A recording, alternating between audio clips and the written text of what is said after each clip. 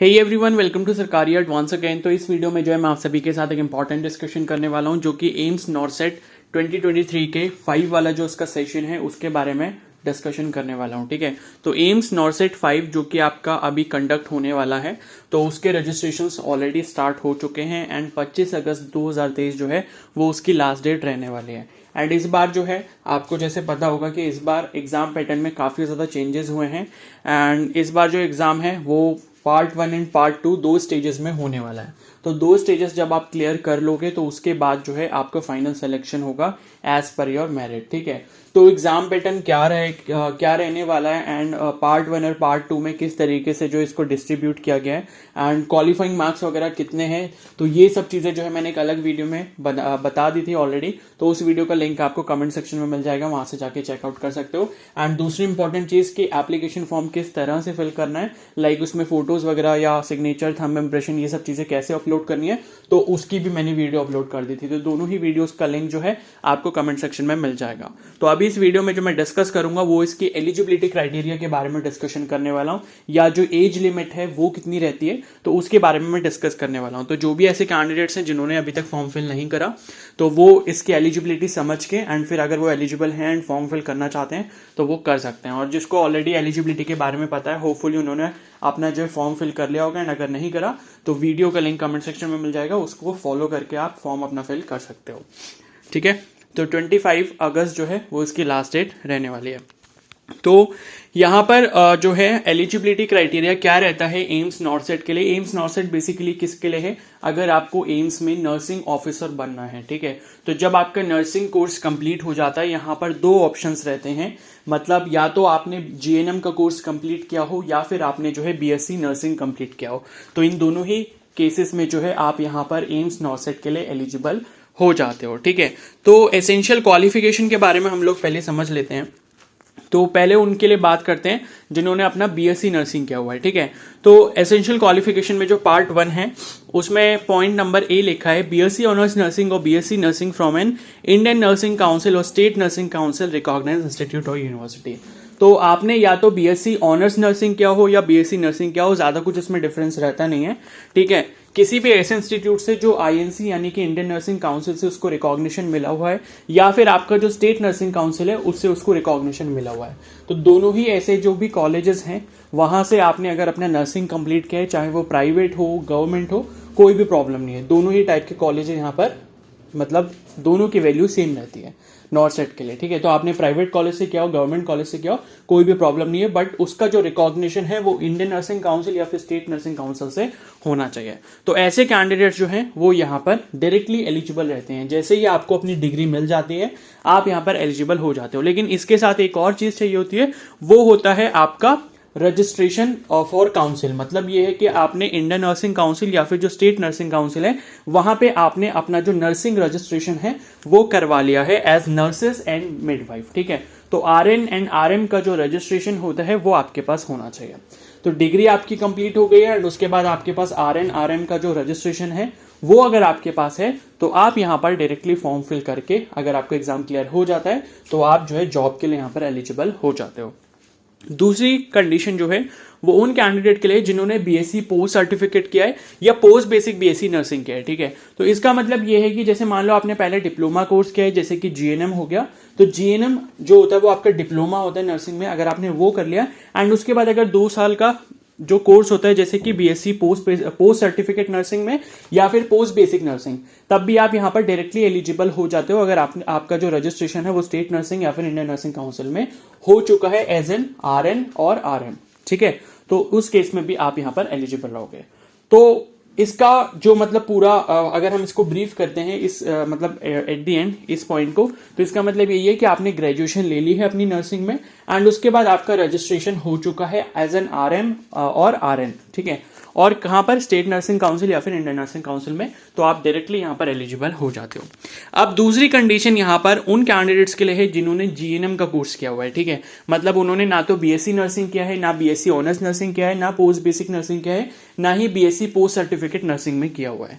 तो ऐसे कैंडिडेट जिन्होंने जीएनएम भी कर लिया है तो वो भी यहाँ पर एलिजिबल हो जाते हैं, लेकिन उनके सामने एक और कंडीशन होती है ऊपर वाली कंडीशंस को छोड़ के, जैसे रजिस्ट्रेशन तो चाहिए होगा स्टेट नर्सिंग काउंसिल या फिर इंडियन नर्सिंग काउंसिल में, लेकिन उसके साथ साथ यहाँ पर एक और चीज जो मैंडेटरी है जीएनएम कैंडिडेट्स के लिए वो ये है कि उनके पास 2 साल का मिनिमम एक्सपीरियंस होना चाहिए और ऐसे हॉस्पिटल में जहां पर कम से कम 50 बेड्स हों। ठीक है, तो हॉस्पिटल जो है अलग अलग कैटेगरीज में डिवाइड होते हैं, like 50 bedded hospital, 100 bedded hospital.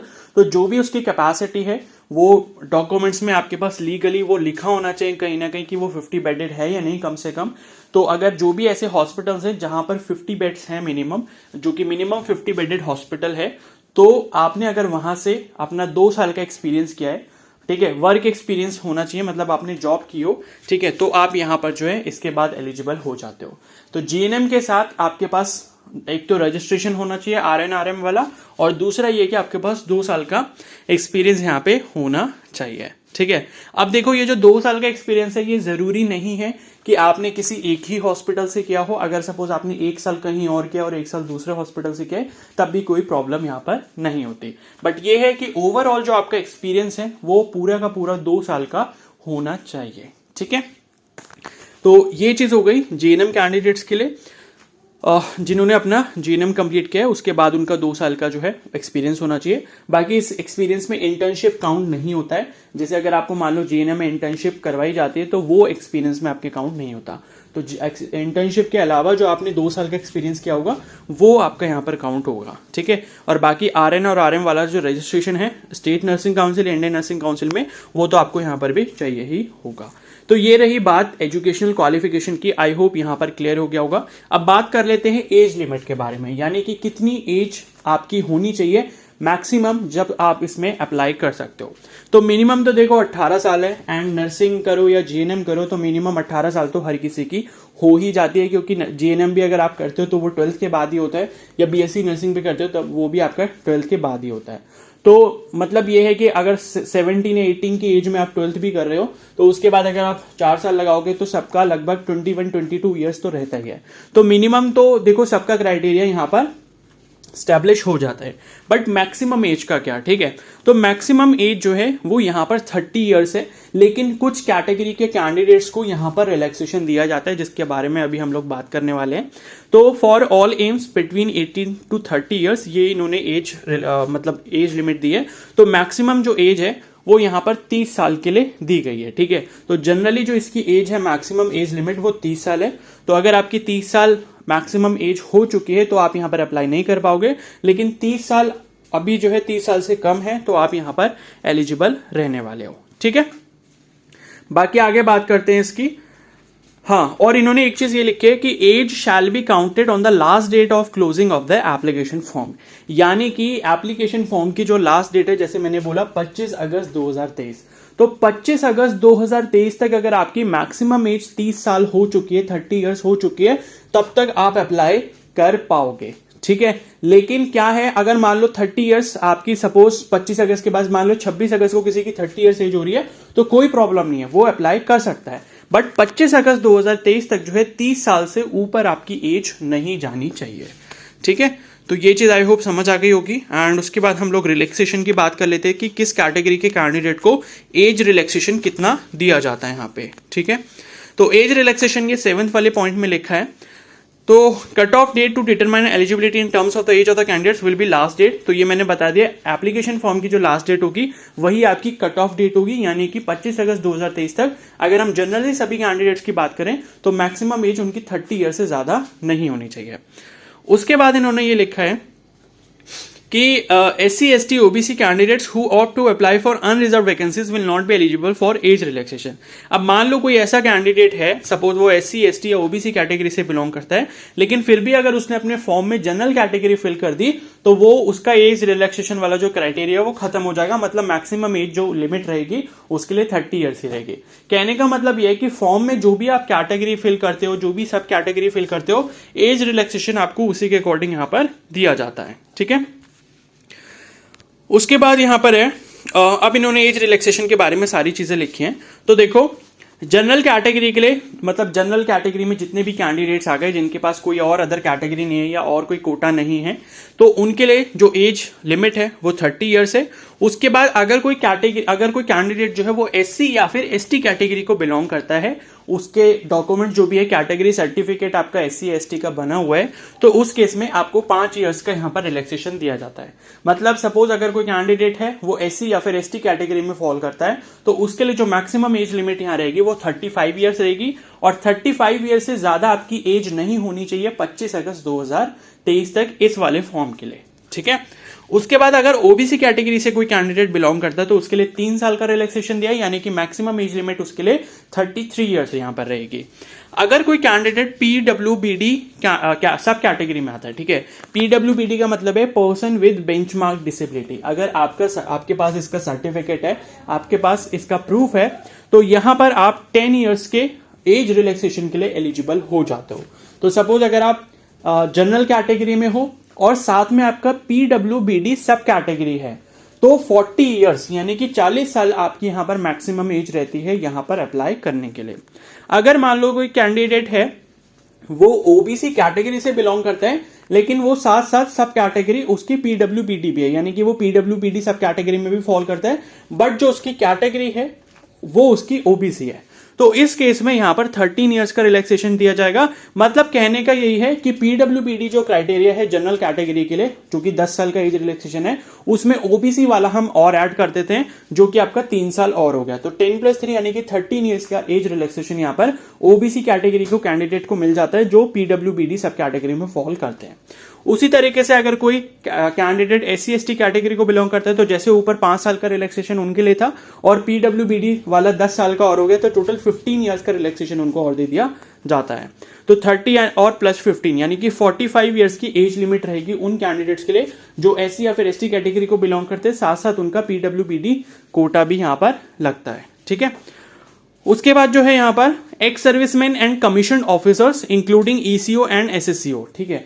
तो कहने का मतलब यह है कि जो एक्स सर्विसमैन है, जैसे कि आर्मी वगैरह हो गया या फिर कोई और फोर्सेज हो गई, एयरफोर्स हो गई या फिर नेवी हो गया, इस तरीके के जो भी फोर्सेज हैं, ठीक है, या फिर पैरामिलिट्री फोर्सेज के लिए भी है, तो यहां पर जो है अगर कोई एक्स सर्विसमैन कैंडिडेट है और कमीशन ऑफिसर है या फिर कमीशन ऑफिसर रह चुका है, मतलब कमीशन ऑफिसर का मतलब ऑफिसर रैंक पर रह चुका है आर्मी वगैरह में, जिसमें आपके ईसीओ और एसएससीओ भी आ जाते हैं, यानी कि शॉर्ट सर्विस कमीशन ऑफिसर।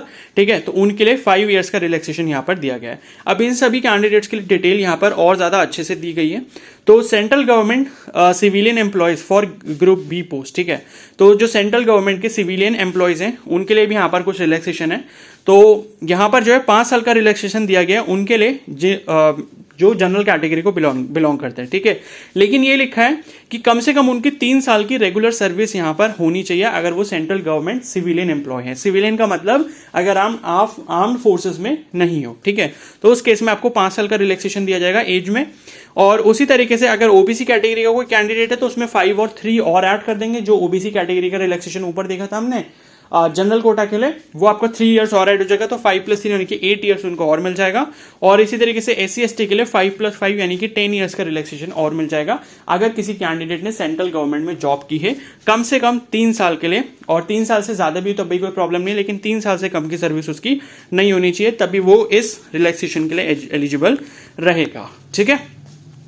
तो एज रिलैक्सेशन जो है वो सेंट्रल गवर्नमेंट के एम्प्लॉयज के लिए ही यहाँ पर जो है अवेलेबल है। और उसके बाद अगर कोई ऑटोनोमस बॉडी में काम करते हैं तो उसके लिए नहीं है। पीएसयू में अगर कोई वर्क कर चुका है तो उसके लिए यहाँ पर कोई भी एज रिलैक्सेशन नहीं दिया जाएगा, सिर्फ सेंट्रल गवर्नमेंट के एम्प्लॉयज के लिए ये रिलैक्सेशन है। और ये लिखा है कि AIIMS employees will not be considered as central government employee for the purpose of age relaxation. तो एम्स के जितने भी एम्प्लॉयज हैं वो यहाँ पर एज रिलैक्सेशन का फायदा सेंट्रल गवर्नमेंट के एम्प्लॉय वाला जो क्राइटेरिया दिया है उसको लेकर यहाँ पर वो जो रिलैक्सेशन है वो नहीं ले सकते हैं। ठीक है। तो बस ये चीजें लिखें। बाकी कास्ट कैटेगरी सर्टिफिकेट से रिलेटेड मैं एक अलग से वीडियो बनाऊंगा जिसमें मैं आपको बताऊंगा कि आपका जो कैटेगरी सर्टिफिकेट है वो किस टाइप का होना चाहिए और कौन सी से लेकर कौन सी डेट तक का होना चाहिए। तो आई होप यहां पर आपको एलिजिबिलिटी और एज लिमिट का जो क्राइटेरिया है अब अच्छे से क्लियर हो गया होगा। एंड इसके बाद भी कोई डाउट रहता है तो आप मेरे को कमेंट सेक्शन में जरूर बता सकते हो।